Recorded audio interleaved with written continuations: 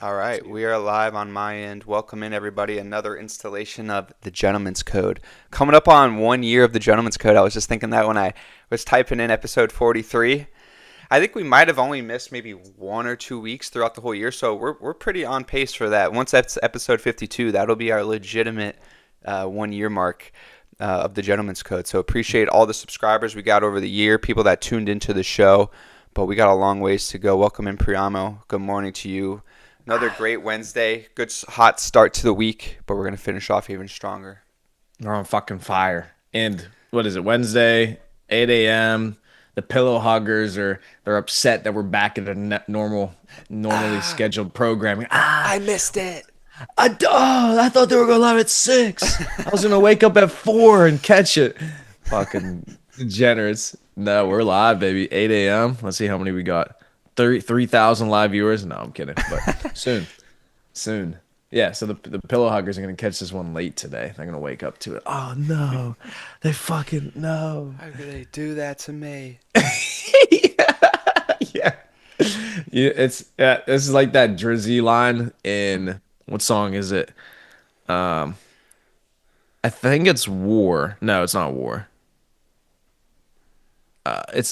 It's on Scorpion, the album Scorpion, and he has the one bar. He goes something about 6 a.m. No, in the stew. Something about being in the studio at 6 a.m. He goes, I know all what you're my saying. haters, yeah, all my haters are either on their way to work or they arrived. Yeah. Yeah. Yeah, Oh yeah, I'm yeah. still in the studio at 6:45, and my haters Yes. either on their way to work or they arrived. Fucking bar. And I love that bar. Because it's true. I'm in the stew till 6:45. That's can't take a joke. That's what it is.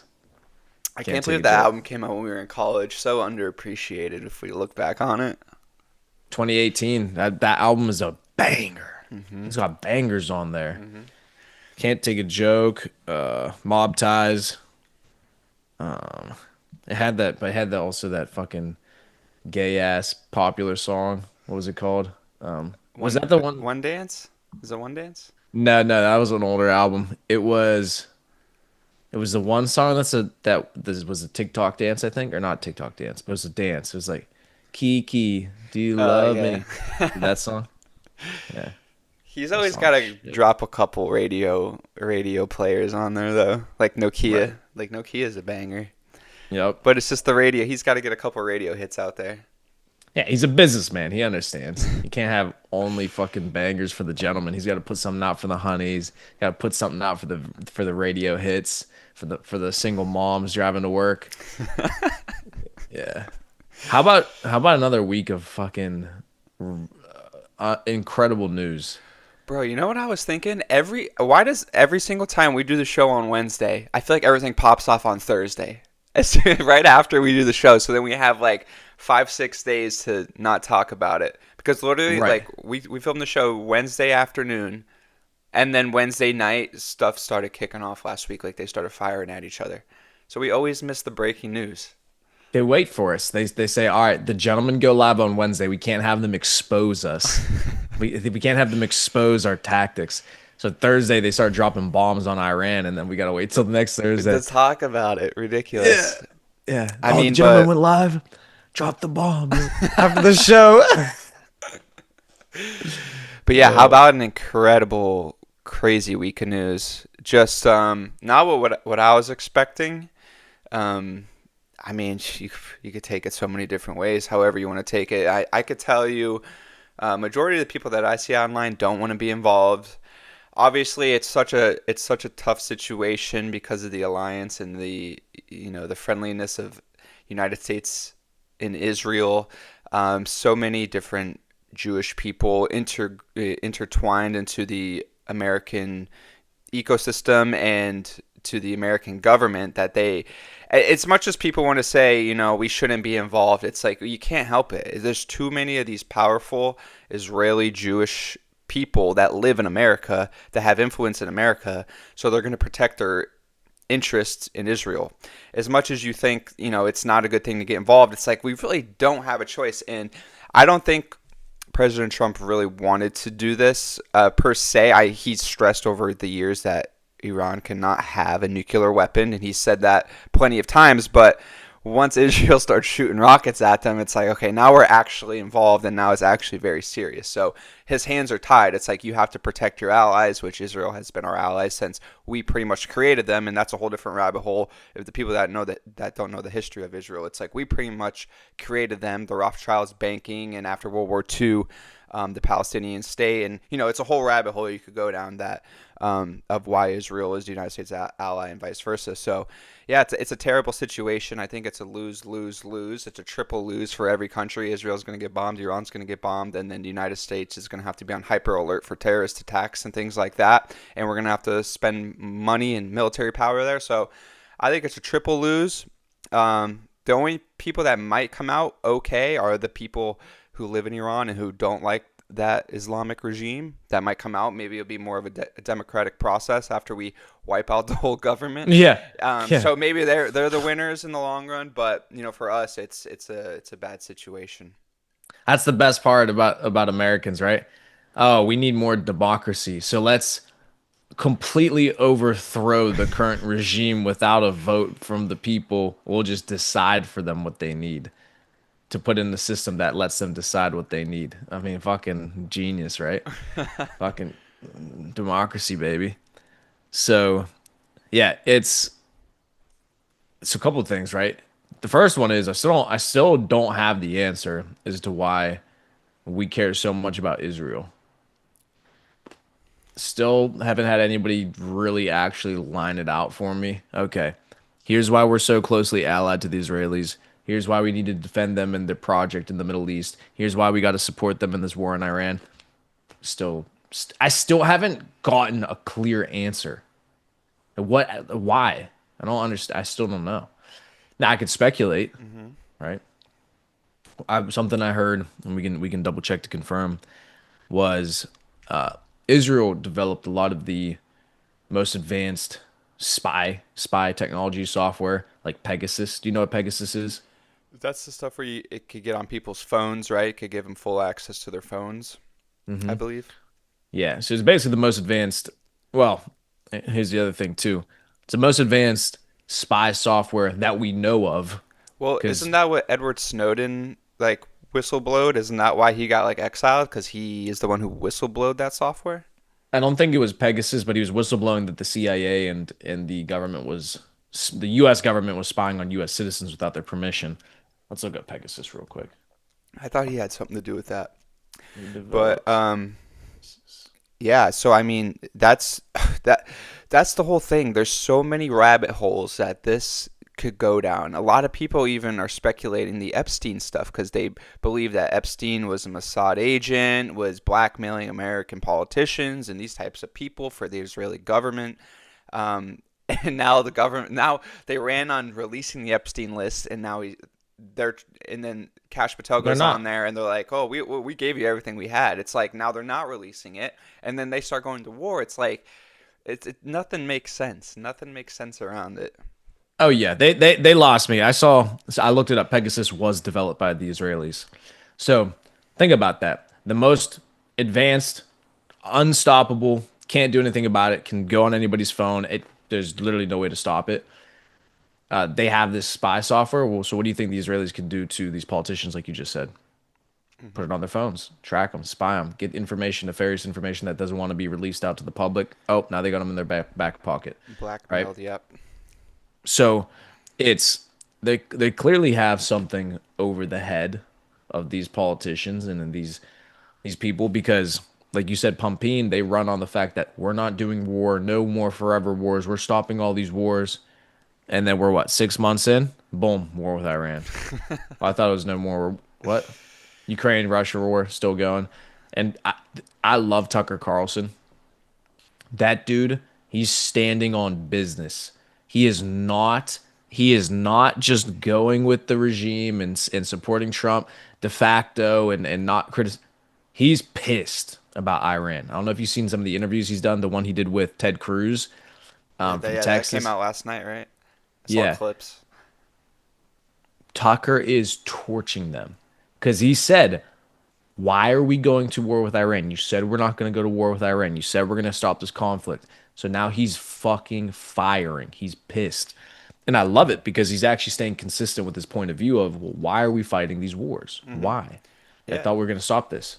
that's the majority of the people's views. And you don't and remember we talked about it like a couple episodes ago, the left wing media versus the right wing media, and we were saying how the left wing media is very biased and very propagandized. Well, in times like this, when there's wars and things like that, you see how the right side is propagandized, because now you see people on Fox News and people on the right calling for this war now. People like Ted Cruz, people like Sean Hannity was on how he wants to do all these military actions inside Iran. So now you start to see where the right side becomes propagandized and they want you to go and fight these wars. Same thing with the Bush administration, same thing with the war in Iraq, right? So if you guys know history and you know of what has happened in the early 2000s after 9/11 and the war on terror, it's the same thing. It's history is repeating itself right before our eyes. It's after 9/11, Benjamin Netanyahu went in front of Congress and said that Iraq had weapons of mass destruction. Convinced the president of the United States, George W. Bush, at the time, who was in a very vulnerable position after 9/11. I don't blame him. He was probably flustered, didn't know what to do, honestly, and he invaded Iraq. If you guys look at a map, here's Iraq, here's Iran. They're neighbors. They're right next to each other. Um, Turns out, and Trump was very critical of them back then. He said that they went into Iraq, they had no proof of mass destruction weapons, and they went in anyway. 25 years later, here we are. Benjamin Netanyahu is telling the president of the United States that Iran has nuclear weapons of mass destruction, and we're following them right into the neighbor country. So nothing has changed. It's the same thing, and it's I forget what the talking point was. Tucker Carlson. It's his point has not changed because these things have not changed. It's the same thing as when we did that with Iraq. Now we got a subscriber on Twitch. Welcome in, everyone. So it's crazy, and Tucker is not letting them up. And I hope that other people stand up like that too and say that, hey, we don't need this, we don't want this. But obviously, it's more complex from a military perspective. They have to provide weapons, provide things, and it's very complex. So the reason I kept, which all good points, I'll comment those on a second. The reason I kept smiling is every time you said what weapon of mass destruction, I kept thinking to myself, I got a weapon of ass destruction. You're gonna fucking invade me next. Because I'm fucking destroying these Latinas. Oh my. But the point um the point with the Iraq war, yeah, that's what Tucker keeps saying too, and the reason he won't change his point of view on Iran is he has publicly said how he rescinds his comments about Iraq, understands he was wrong about Iraq, was wrong about wanting to go fight that war because he was lied to from the information that they gave him. They said they got weapons of mass destruction, they got this, that, and the third, blah blah blah blah. All right, let's go to war. And it was all fugazi, fake, forever wars, etc. Now he detests it. Like you said, it's the same shit they're doing with Iran. Hmm. It's the same thing. So yeah, it's if these countries want to get into these wars, why are we involved? Why? I understand we have interests there. I understand we want to make money in the Middle East. That could be another thing too. Is it could be where, like we were talking about the one episode, they just so desperately want to be able to do business in the Middle East because there's so much money there. Hmm. They have to overthrow these regimes that are not consistent with the vision of democracy in the Yeah, and the Middle Western East. values, Western companies, Western technology, all of that. Yeah. And so they can't get insurance for the businesses. They can't build out there. They can't do these things because these companies won't insure these businesses or data centers or AI because it's so dangerous from the war. So they want to overthrow these regimes, put in their democracies, their democracies, and make it a place where you can do business there. That could be it too, right? Um, Yeah, Iran's a yeah, country of 95 million people. It's about a third of the size of the United States. It's a lot of capital. it's And a ton of people. in the first Trump administration, they decimated the economy with sanctions and inflation of their currency. So like their currency isn't worth anything. So if they go in, get a new government, new currency evaluation, they back it up. Who knows? They'll slap some Bitcoin on it, like throw some Bitcoin in a wallet. That's our new reserve, right? So who knows what they're gonna, what they're gonna do and what their game plan is. But what I think the real thing is still the projection of power. From an American standpoint, that's why we are going to back them, because they're Israel's our only pretty much straight ally there. You could say Saudi Arabia is our ally too, but not like directly. There's like I don't think there's any agreements really like us and Israel. Like I think Israel's part of NATO as well, so they're the only NATO country there. So from a power perspective, Israel buys all of our F-15s, they buy our F-35s, they buy our missiles, they buy all this stuff. So it's like a little proxy. You could use it to get an agenda across when need be. I don't think that's the case. I think Israel is acting on their own, and now we're just coming in and having to clean up their mess. Personally, that's what I think. But I think from a power perspective, like you're talking about, all these other countries need influence and they want a democracy, and that's what Israel does for the United States out there. So the question is what's Israel trying to get out of this, right? Because they're playing it as they had to do it for safety, right? From Iran, Mm-hmm. which it makes sense too, because if you look at the history of the region, right? You could look back as early as the 1920s or 1940s, whenever they established Israel. You could look back to the Crusades, right? You could look back to the one movie. What's the name of the movie? It's about the Leopard King. Um, what the fuck is the name of that movie? Do you know what movie I'm talking about? Where they had the Leopard King. He basically heads a Christian army that defeats Saladin and the Muslim army that was coming to take Jerusalem when Jerusalem was under Christian rule. I'm not sure. It's a great movie, great movie. But it's about it's a Christian. It's a movie about how the Christians defend Jerusalem, the Holy Land. So, anyways, my point with this, where I'm going with it, is this region has been under war and regime change, if you will, for many, many, many, many centuries. Right. This is why it's not something to get involved in, because it's something that's never going to end. Jerusalem, the Holy Land, is going to continue to try to get fought over and fought for by the Jews, the Christians, and the Muslims, because all three of us have interests in that Holy Land. All three religions come from that Holy Land, right? So the war is never going to stop. At some points, it's been under Muslim rule, Christian rule. Now it's under Jewish rule with Israel. So it's like, how do you even solve a conflict like that where it's religion based? Because religion is that one thing where once you believe it, you can't be wrong, because how could you believe in your religion if the religion's wrong? You see what I'm saying? Yeah. So all of them believe that, no, this is ours. Now the Christians have come to think that the Jews can have it though, which is interesting, because it's Christianity is just basically the evolution of Judaism, where we just now believe that the Savior had come, which was Jesus. But we still have the same Jewish Old Testament. So I think that's why Christians have come to say, oh, yeah, the Jews should have Israel and Jerusalem. Mm-hmm. But yeah, I'm just thinking out loud. How do you resolve this? Because they're never going to stop. Everybody's going to want Israel. Everybody's going to want Jerusalem, the Holy Land.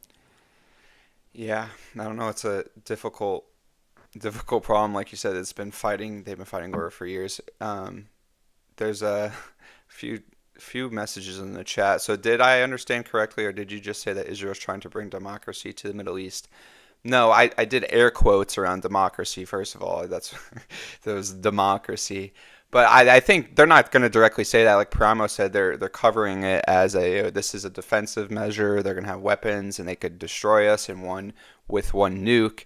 But I think they're obviously trying to overthrow the government for some purpose, which like we're saying could bring more Western ideas or more whatever you want to call it. Maybe they will hold elections. That would be bringing democracy, right, to the Middle East if they actually held elections and things like that. But someone said, I'm not going to say that one. But yeah, I mean, I don't. I'm like, that someone commented, Priamo hates Jews. That's not true. That's not true. But I don't think. No, I did not say that Israel's trying to bring democracy to the Middle East. First of all, it's air quotes democracy, and it's. I don't think that's what's happening. But that's just speculation of what could happen in the future. Yeah, no, it's not. It's not. They're not trying to bring democracy. They don't care about democracy. It's not about democracy. No. It's keeping themselves safe while also expanding the territory of Israel. So, I mean, and that's not to hate. That's just what's happening, right? If you go back and study the history of how Israel was founded by the Zionists, and how it was made official or officially recognized after World War II, you would know what the vision of Israel is, right? The whole vision of Israel was just to create a Jewish state, so a Jewish homeland, because for so much of history, the Jews had been discriminated against, treated poorly. They basically couldn't find a home within any of the countries in which they were, which makes sense because, for example, in Russia, they were called pogroms. I believe it's pronounced that way, pogroms, where people would literally just go out and start these riots where specifically they would go out to beat up and kill and rape Jews, which is awful, obviously. So it was things like this that caused them to have to move throughout Europe and move western towards England. And a lot of these Zionists were in England before Israel had actually been settled. And then that's where this idea came from of, well, we need a homeland. We need our own country where it's primarily Jewish so we can have a safe, good place to be, right? Which makes sense. Sounds good. The issue is that when they got there, there was already a bunch of Muslims living there. That's a whole nother issue. I already know where you're going with this. Yeah. So then they get there and they said, oh, yeah, you guys can't be here anymore, even though they were already there, right? So I'm not saying who's right or wrong. I'm just telling you what happened. So you can understand when you actually look at the history of how this place was settled, you understand why Jewish people wanted to settle there. It makes sense. They want to have their own homeland, their own nation where they're not going to be discriminated against. 100% makes sense. And then I also understand the Muslims because they were there before they got there, already living there. And then they got pushed out and fucking thrown to the side when they showed up. So I understand why both sides are saying, well, what the fuck? Right? And across all that time when that was happening, and once, eventually the Palestinians were kicked out, and I wouldn't say every, but majority of the presidents, I think starting with maybe John F. Kennedy in the 50s, was an ally. So they were providing them with military support, providing them with weapons over the years, providing them with Western technology, all these types of things that has evolved and snowballed into what it is today. Another comment here. I do believe a pro mobile and what's up, fellas? We got a lot of people in the chat this morning. I do believe that wars and all that stuff happens because of governments and mindless fanatics who support them blindly. This is Persimmon 771, by the way. Because saying you're a Muslim and you want this, or you're a Christian, you want this, is kind of wrong. Well, yeah, it's all the governments, but whenever I don't know, Prama, I don't want to speak for you, but whenever I say things like they do this or they do that, I'm talking about the government. I'm not talking about the people of that country, because the people of that country have no control over what the military does, per se. It's the people in charge, it's the government. Same in this case, right? You could say the United States this, United States that. It's not the United States people, it's the government, and it's the Israeli government, vice versa. So, and I'm not not classifying Muslims or Christians going at it either. That's not the case. It's the governments, and there's different religions inside of the government, so that's not true either.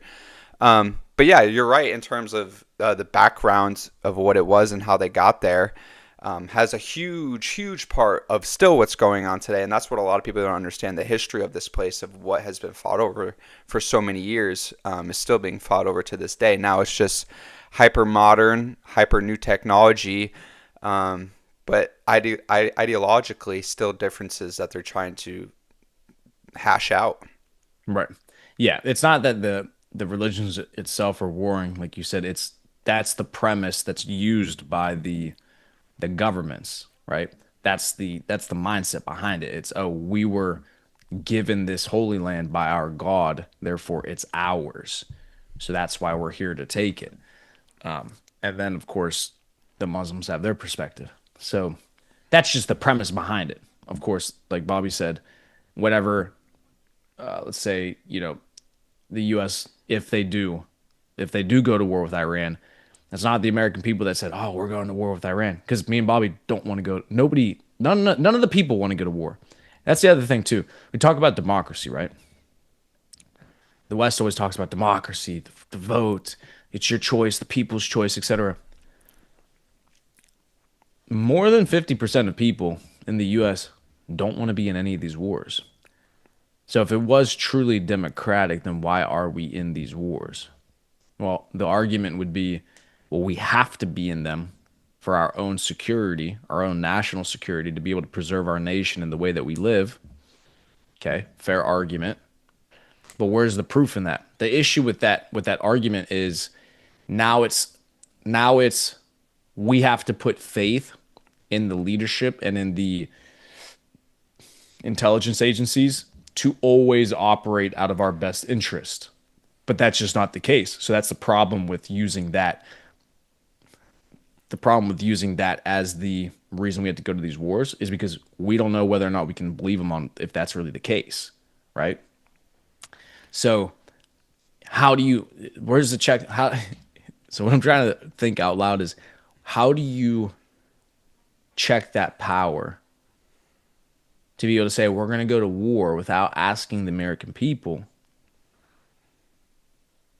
with the rationale being you wouldn't know because you don't have the intelligence that we have, but we need to do this for national security. Well, how can we trust you Yeah, if that's the case? it's the age old question. I'm sure they had the same questions during World War II because they don't have the information that we have now. So they're probably thinking like, what's going on in Germany? Back in the late 1930s, early 1940s. They have less information about that than we do about this now. So, um, yeah, it's a good question, and that I would say that's what the government would say, right? Is to protect our interest. And one of the things is you have to understand the vast uh, intelligence community, like the CIA, is embedded in every part of industry, food and technology. And, there's definitely some smart Israelis that are involved in that. And, with Mossad and CIA, there's a vast web of intelligence communities that understands what's going on and they report back, right? And that's what the United States will use to go on operations to overthrow governments or whatever it is, wartime. So they have information that we definitely don't have. So they take that information and do what they will with it. If they think they have intelligence that there's a nuclear bomb in Iran and they want to go and take it out, that's what they want to do. I'm not saying it's right, but I'm just saying there is information that flows around these communities and these intelligence communities that's how they base their they base what they're going to do. That's how they base their actions off of. So like you're saying, that's what they're going to say. That's what they're going to use. So so the other aspect of this that I was thinking about too is what wars actually got support from the American people and how did they play out? So for World War II, right, that's a war where pretty much universally is regarded as a war we had to be involved with. And it was right for us to go to war and end that war. Now, that's not the case with the Vietnam War. That's not the case with the Iraq War. That's not the case with any war since World War II, right? I don't know any other war where the American people say, "Oh yeah, that was worth it. We should have been there. It was good that we did that." The last one was World War II. Well, what happened in World War II that made us get pulled into the war? We were actually attacked first at Pearl Harbor. Mm-hmm. That's why I got the support of the American people, because American people actually were targeted, killed on our soil, right? Yep. So that makes sense. So every other war, We were the antagonizer where we went out and went and found the war, right? And those wars weren't supported by the American people because our mindset is, well, why are we there? What are we doing? Yeah. Yeah, I mean, if you look at the problems that the country has with housing crisis and homelessness and drugs, right? You can't blame Iran for that. It's like, oh, if you went to some guy in Arkansas right now in the trailer park and asked them, what's wrong? Like, how come you can't get a job? How come you can't pay your bills? So this, what do you think his answer is going to be? It's not going to be anything to have to do with the Middle East. It's going to be, I did this. I broke my leg. I couldn't get good health insurance. Couldn't get coverage. Now I'm on disability. The disability checks don't come. It's always going to be something that happens here. And that's what we need to focus on, and that's what we need to fix. It's not endless wars in places that we don't even know what the culture's like. I bet you 99% of Americans never even been there. So that's what the problems are. It's That point about 99% of Americans haven't been there, as similar to the point that Tucker was trying to make with Ted Cruz. If you saw the clip where he asked Ted Cruz, "Well, what's the population of Iran?" "Oh, I don't know." "Okay, well, what's the ethnic diversity?" "Oh, Tucker, But he has a point, right? Because he has a point because you're going in there to overthrow their government, decide what way of life that these people should live under or what type of government they should live under without knowing who the actual people are and what the culture is and what their religions are or what they believe in. Like, how would you decide for them if you don't know who these people are or how they live, right? So it's ignorant to try to decide how other people are going to live their life when you would never accept that in the US, where we would say, "Oh, you can't tell me how I have to live my life. We're all about freedom," right? Well, how are you going to go and decide how a government in another country is going to be run when you don't even know how the people think or what they want or how they live? Because just because they don't live like Americans doesn't mean they're wrong, right? People talk about Sharia law as if it's the most insane thing ever, blah blah blah blah, because these women wear burqas and shit like that. Maybe that's just maybe that's the better way to live. Who knows, right? Listen, there are some things in Sharia law where I'm like, I like that. Makes sense to me, right? And we think because Americans are the most liberal fucking people on the planet that everything we do is right. No, there are Americans who think abortion's good. There are Americans who think that being gay is fire. fire. Fire. They're like, dude, you're gay? That's sick. Trust me, we have our problems too. We don't think the best. The liberalism, pure liberalism is not good. Bro, imagine thinking being gay is good. That's good? You think that's good? Better than being straight? So it's the test in all major religions are against people being gay. All major religions that have been around for uh, thousands of years. So that's probably not a fluke. So they detest being gay. Being gay means you can't have kids or help repopulate the earth or give anything back to the world or society from that perspective. That doesn't sound good to me. And we can throw abortion in there too. How the fuck is abortion good? Anyways, so my point is we're not perfect. We haven't figured all these things out yet either. So how are we going to condemn another nation or another way of life and say, "Oh, you're not allowed to live like that. You're not allowed to live under Sharia law. You're not allowed to da da da." Who the fuck are we to tell them? Well, that's the whole point, right? Is that people are gonna say, um, that's why we shouldn't be involved at all. Like who cares? Like, why are we getting involved? Let them figure it Let out. them figure it out. Yeah. Yeah. So that's where I These stand. are these are human beings too. They can think for themselves too. They can figure it out. Let them work it out what they want to do, right? So I think the What's the chat saying over there? I keep seeing you fucking looking at that chat. What are they we what are got they the saying over there? TML fan. We got Pro Moblin in here. TML fan says he's unsubscribing because Priamo is tripping, uh, and Priamo's trolling. Go get your. Priamo talks smack and has no kids of his own. Priamo won't respond to this. What does the kids have to do with anything? He is just saying because you said gay people can't have kids, but you don't have any kids yourself, so. Yeah, but I will. What? No, anyways. Um, Have him tell what's his who was it who said that? TML fan. TML fan. So TML fan, give me the rationale to why being gay is good. How is that a net positive for society? And we'll let him respond. I want to know who this is because He's not unsubscribing because he was on. He was saying something about last episode because I said that why would you vote for politicians who don't have children or don't want to have children or can't have children because they're gay? And he goes, "Well, you don't have any kids." I said, "Yeah, but I didn't tell you to vote for me. I said vote for people who do. That has nothing to do with me not having kids." No, we'll give him a second. yeah, we'll give him a second. I just want to see how he rationalize more gay people being a good thing because it's not. We're already under a population collapse. On top of the fact that we're under a population collapse across the Western world, where our nations are not even going to exist anymore, as is, and we still want to be more gay and have less kids and more abortions and have less kids. Great idea. Great idea. Great way to have your society persist into millennia and go across the solar system and observe other galaxies. Yeah, great way. Let's just kill our people and not have more kids. Great idea.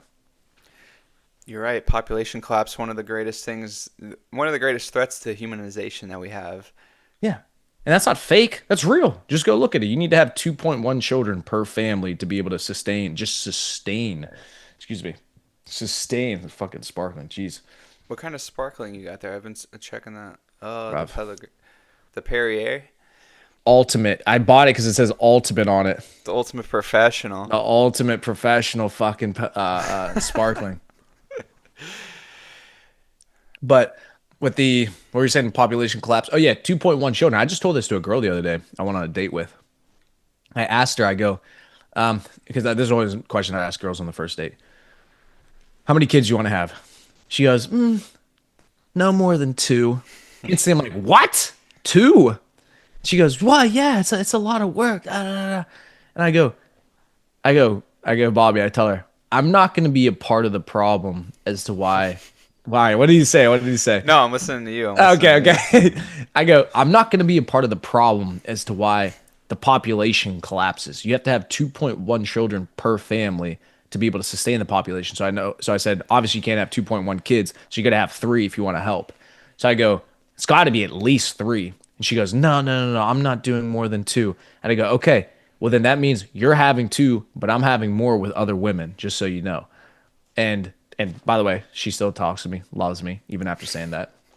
She's gonna cook me food this week. But which another side note for you gentlemen, just be honest instead of being a pussy and yes manning everything a girl says and thinking that's gonna help you get laid. I don't give a fuck. You want two kids, you're out of your fucking mind. You're gonna have two kids. If you're having two kids, I'm having multiple wives.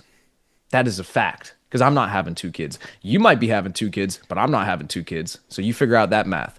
I'm having kids with somebody else then. Because I'm not going to be a part of the problem. What was the point I was making with her? Oh, yeah. So I'm like, if you have two kids or less, you're leaving this earth with less than what was given to you in the sense that I'm here. I was born. I had the opportunity to have life and live and take the resources from this planet, etc. Well, I'm going to do my job and at least give back a little bit more than what I came with. So I'm going to give three kids minimum, right? Now, me personally, I'll have 15. But He said tough guy has no kids. give me a second, Harry. Jeez. 9 months at a time. 9 months at a time. They're slow. Yeah, give me some time. Fucking what's his name? BMF fan?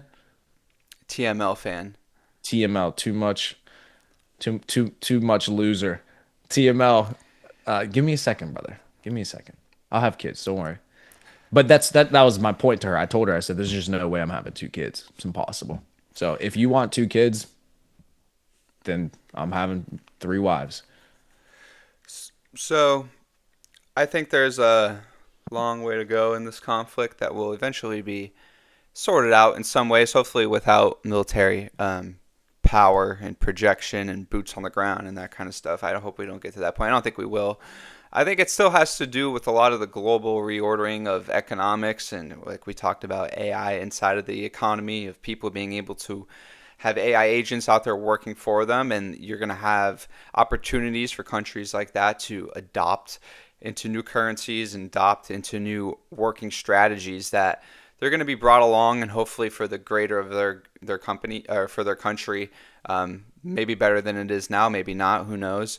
But in terms of what we're seeing, I hopefully think it'll be hashed out soon, and reorder will be installed. And um, I think they should just buy Bitcoin, and they could set themselves apart for some other countries in the Middle East, which I'm sure they do. I'm sure they're involved somehow, but that's the thing. That's the problem. There's no transparency with some of these countries, so we don't know what they have. They don't ever release anything related to military, to currency, to finance, or anything like that. So it's tough to understand where they're at because of the lack of the transparency that they provide to us. So that's why I think there's a lot of it has to be spies, there has to be agencies going in military action because we just don't know. Yeah, there's definitely a lot of nations that are accumulating that probably don't have it on their actual public books. China is another great example where you can't trust the numbers that China gives you in terms of how much gold they've accumulated over the last couple of years, because they've been hedging against the collapse of the U.S. dollar because they're the biggest holder of U.S. Treasury bonds, U.S. debt. So if the U.S. dollar collapses, they're fucked because then all these Treasury bonds that they hold are worthless. So they've been one of the biggest importers of gold. So BRICS, pretty much Brazil, Russia, India, China, and South Africa.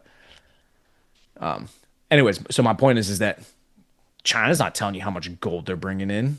These Middle Eastern countries, the wealth that some of these nations have there, and some of these princes and sheiks and these royal families in the Middle East, the wealth that they have is so astronomical and also not reported because they don't have to, like you have to in the US. The only reason Forbes exists in the US is because, to a degree, these billionaires, their wealth is public because you can find out on a publicly traded company how many shares they own, the percentage, what is the total value of those shares. And then, because this is all has to be public to be traded on the stock exchange, we have regulation, we have these things that keep things transparent. So that's why we can tell kind of how rich a billionaire is. But Forbes can't figure out how much the Saudi prince has because he doesn't have stock because he owns a company.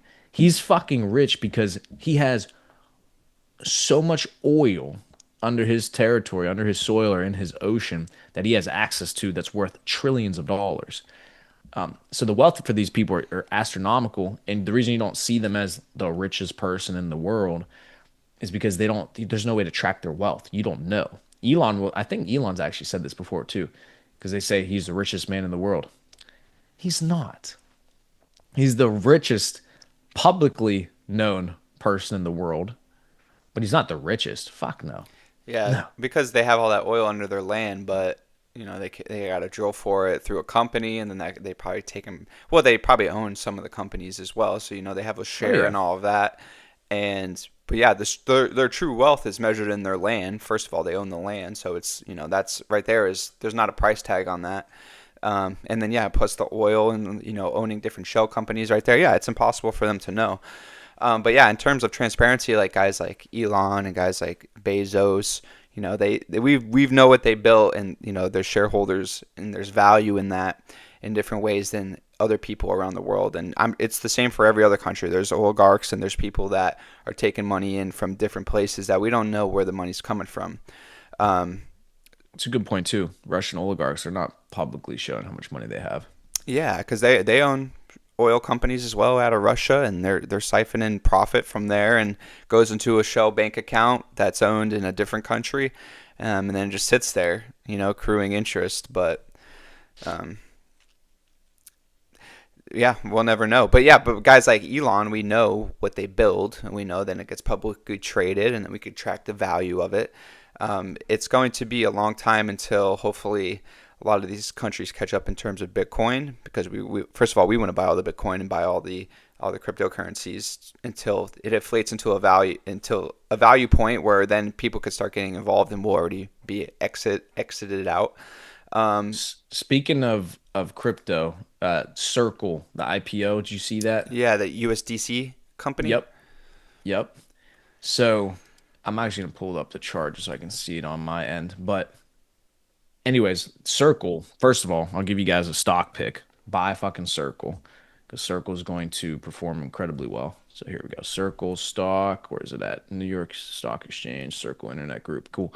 Yeah, just IPO'd on June 5th, right? And fucking's gone vertical since then.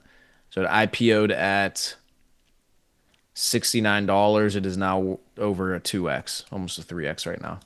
In 1 week, Yep. week and a Yeah, half. like a week and a half. Yeah. So already doubled if you bought the IPO. So the reason I was bringing this up is Circle, like you said, is a stablecoin issuer, USDC stablecoin, second largest stablecoin in the world behind Tether.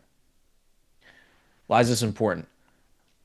The U.S. government is currently passing legislation to put up a regulatory framework for these stablecoins and put the U.S. government in position to be able to hold and own these stablecoins, right? Again, as somebody who's trying to make money, you're in business, you want to stay ahead of the curve, you want to enrich yourself and your family. These are the things you have to pay attention to. Did you know about Circle IPOing? Do you know about this? You didn't. You're losing.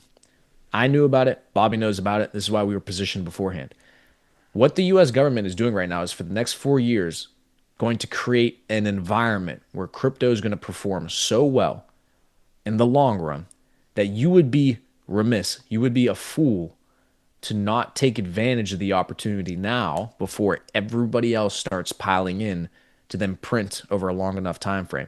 Might not happen next month, might not happen in 3 months, but in the next year, 3 years, 4 years, like look at what they're doing. They're putting all the framework in place to be able to blow this marketplace up so then they can switch the monetary system over to a stable coin over to a stablecoin system. Why does the government want to do this? Because these stablecoin issuers are now becoming the largest holders of US debt, US Treasury bonds. So Trump, intelligent, understands that, well, we want to promote these stablecoins. We want to release these stablecoins, allow BlackRock to make them, allow these other large companies to make them, because they're going to be buying all these US Treasury bonds, which allows our government to operate. That's why they're doing it. So I'm giving you game and saying, well, if this is what's happening, why are you not taking advantage of the opportunity now before everybody else is forced to what's it called? Assimilate to the system? Because everybody eventually is going to get forced to do it. You don't want to wait until you're forced to do it to do something. You want to do it now, understanding that 1%, 2% of the fucking world population is invested in cryptocurrency. Let me position now so then when the other even 50% show up, I'm fucking printing off of that, off of the liquidity that comes into those markets.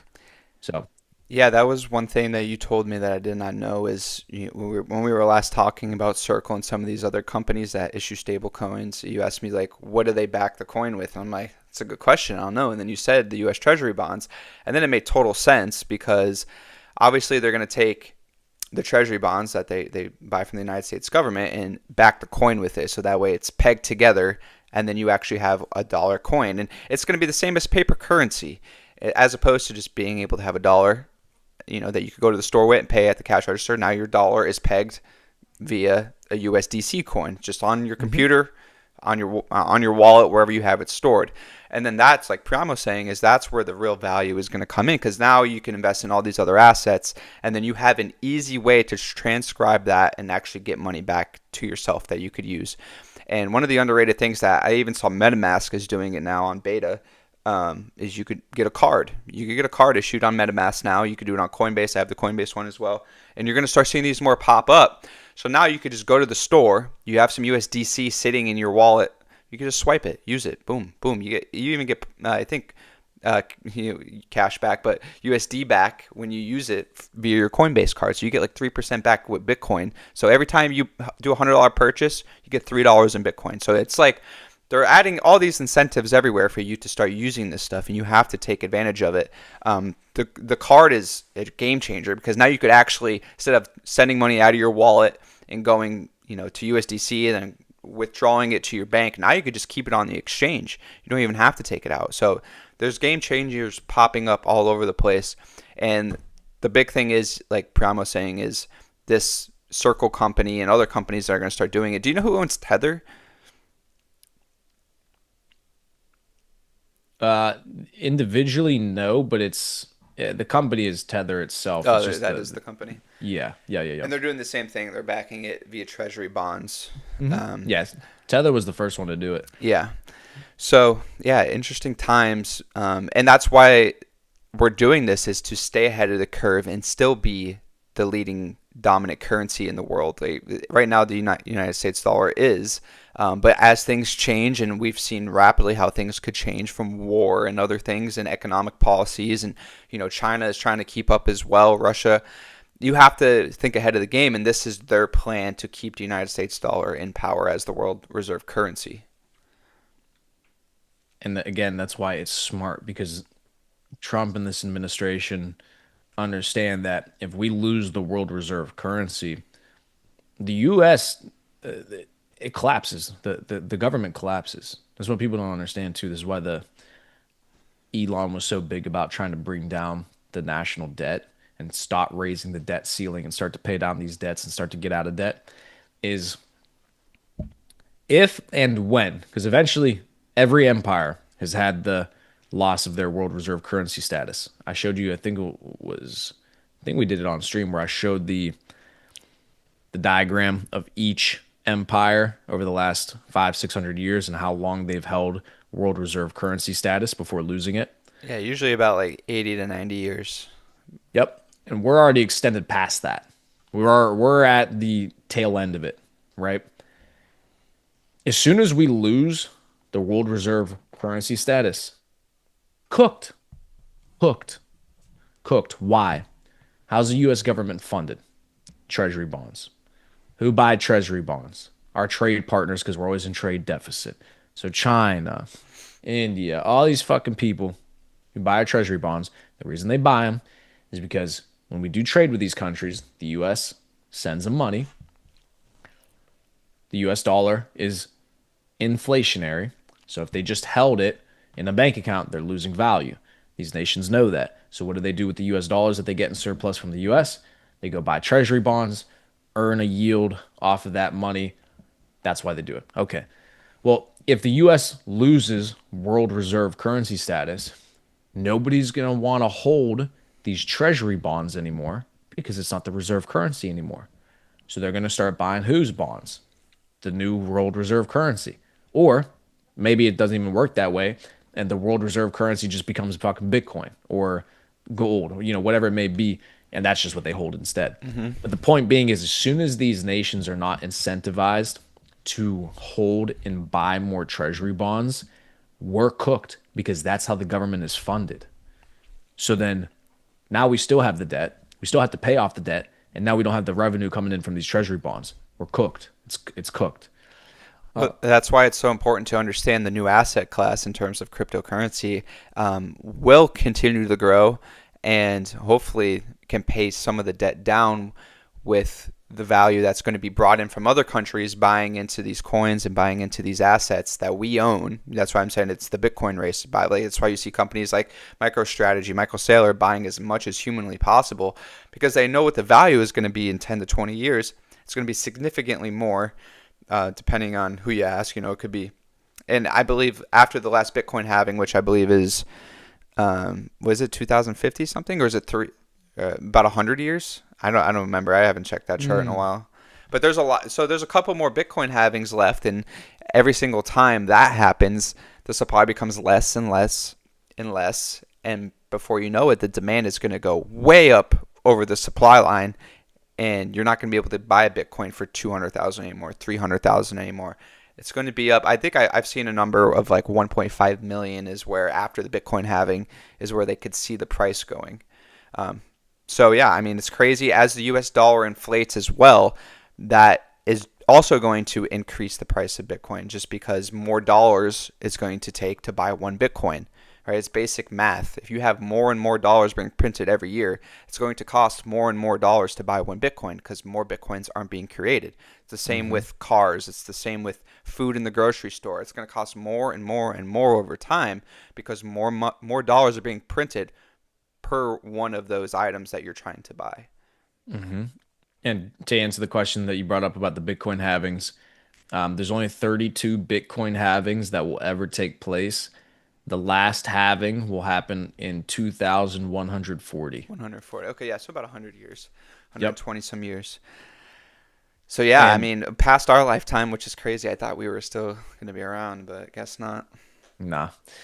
And the point with the halvings too is this is why you see so many people rushing into Bitcoin is it doesn't have to be more complicated than this point that I'm about to make. It doesn't have to be any more complicated than this.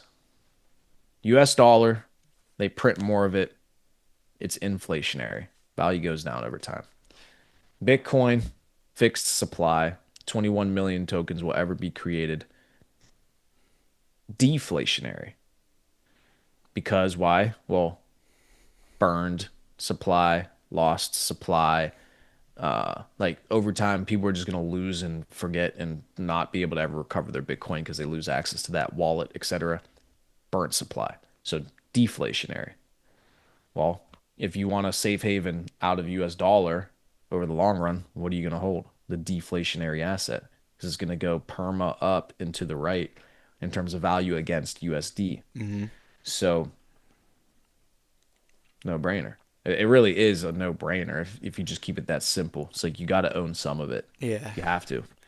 yeah. It's the like you said, just the straight up and to the right asset that we've seen the stock market do for the past 100 years. Right, same kind of new concept. It's going to be more volatile though, which is great for us because we want to get in at the volatility points, which eventually it's going to come to a point where it's not going to be as volatile. It's going to be that 5% a year, 7% a year, right? We're looking for 5 to 7% a week, Yeah. up and down, maybe even more sometimes. I mean, we're pretty down this week compared to where we were last week. I think it was probably like a 4 or 5% swing. So um, yeah, but I mean that's all I had regarding that today. Anything else you wanted to talk about? Anything else on your Yeah. list? Yeah. One last point was something I was talking about with my buddy who's done incredibly well in crypto too. Was the point I was telling you about with the 401ks. So I want to make the point again. The S&P 500 and these index funds, people think that they're making money over the course of their lifetime. You're not actually, okay? Because inflation that we get, the inflation numbers that we get from the government, is based off of a basket of goods, eggs, milk, da da da. That's how they calculate inflation, which is a fugaz. It's fake. It's a political instrument. Inflation isn't how much eggs and milk and bread costs. That's not inflation. Inflation is the currency. What is it worth? It's that simple. The reason they do a basket of goods and pick and choose which ones they want to use and how they can manipulate the numbers is because they want to make it look good for the public, right? It's fucking bullshit. That's not inflation. That's not real inflation. Inflation is after COVID, them increasing the global monetary supply by 40%. So what was inflation that year? 40%. It wasn't 4%, 5% because your basket of goods are 6%. It was 40%. That's real inflation. That's what it actually was. Here's the supply, increase it by 40%. Okay, well your currency just inflated by 40%. So my point is that this S&P that's doing on average over 80 years, 10% a year, let's say, 12, 11% per year average return. You think that you're making money. You're not making money. You're still losing money. You're just losing less money than if you just was in a bank account. You're not outpacing inflation. So in a COVID year, 2020 or 2021, you would have had to have made 50, 60, 80% in the market to actually have made money that year. So people aren't, they don't understand that. So the point I was making is you need to hold assets like a Bitcoin so that you can, number one, outperform inflation uh, and actually preserve your wealth because Bitcoin in and of itself is deflationary. So the point I'm making is you can't just put your money, all of your investments into a 401k and expect that somehow you're actually making money over time. No, the only reason your 401k value is going up is because due to pure inflation, the value went up. Like just due to pure inflation, the value had to go up. It's not that you outperformed or made money. You didn't make any money. No, it just only went up because the currency inflated. So you just got to understand that you're not preserving your wealth by doing that. You're not. It's just you're not. Inflation is higher than 10% a year. That's fake. It's not 2%. It's not 3%. It's more than that. Yeah, it's important to understand how it all ties back to the treasury bonds too, because whatever they do with those, like if they buy back their own as well, then they could try to buy back down some inflation. But most of the time they don't do that. They're selling them. They're selling the bonds as much as they can, which is why you always see the United States debt chart going up, right? And the stock market continuing to go up. They have a strong correlation as well, is because government will continue to print and print and print, like Priamo was saying. And the stock, like the S&P 500, if you look at it for the past 50 years, has been straight up and to the right, because of the strategy and the tactic that Priamo was saying. It's just the pure value. These companies aren't worth 100 times more than they were 100 years ago. Coca-Cola still makes Coca-Cola, right? They still, Apple still makes Apple products like they did 15 years ago. It's just why is the value 20 times more? Well, it's because actual currency, each dollar, you're probably getting a 4 to 1, a 5 to 1 of what a dollar used to be, as opposed to what it is now. So that just all that trickles into the stock market, all that trickles down from the U.S. debt, from the treasury bonds to the market, and things continue to rise. Same with Mhm. real estate. Even real estate is the sleeper one in all this. That's why the housing market crashed in 2008, because so many people were buying homes with money they didn't have. That was the ultimate fugaz. Pull the shades over their eyes, like, oh, you want $1 million house? You only make $20,000 a year? No problem. So that's why people defaulted on their loans, because they didn't have the money for these assets that they were buying. The 401k is a little bit different. You can buy into this asset that is fugaz and continues to go up, but real estate always continues to go up. That's why they say invest in real estate. It always goes up. Not true value. Like the house you bought in 1995 is still the same house you have now in 2025. Nothing's changed. The house isn't worth $1 million more than it was when you bought it. It's just, that's the currency, that's the Yeah. inflation, that's things you need to understand. So it's like there's so many different examples I could use to understand this concept, and that's why Bitcoin's so important, because it's deflationary. Right? This whatever you want to call it, piece of code inside the computer is that's what it is. That's the product, right? But it's going to continue to rise in value, just like everything else in this world, right? Your box of Cheerios in 1995 was probably 99 cents. Now your box of Cheerios is $4.99, right? So why? It's still a box of Cheerios, but it's the economics behind it and the math behind inflation. Exactly. Yeah, exactly. That's such a good point for people to understand. Your house doesn't isn't worth more. It's just the US dollar's worth less. That's why you get more of them for your house. Very important Hmm. concept to understand.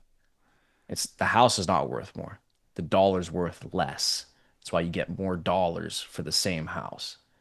It's called inflation. So now you still want to hold the asset, right? Because it's not going to deflate like the dollar. That's why you hold the asset. But that's the point. You're not Exactly. making money. That's the whole You're point of just holding the asset, is that it's not going to lose its value unless, hurricane comes through and rips your house down, then it's going to lose value. But that's why people invest in assets, because they're not inflationary tools like a dollar is. right. Exactly. Yeah, great point. All right, Harry. Pretty much all I got. I gotta go make some fucking kids. I gotta go make some kids now. So that motherfucker shuts his mouth. We got the trolls working in the chat today. All right, yeah, thanks everyone for tuning in. We'll be back next Wednesday for the Gentleman's Code. Yeah, next was that what day is that? Did you cut out? Oh no, you're there. Okay, cool. All right. Let me Mr. Producer it. Mr. Producer. We got all them hoes, yeah, Mr. Producer.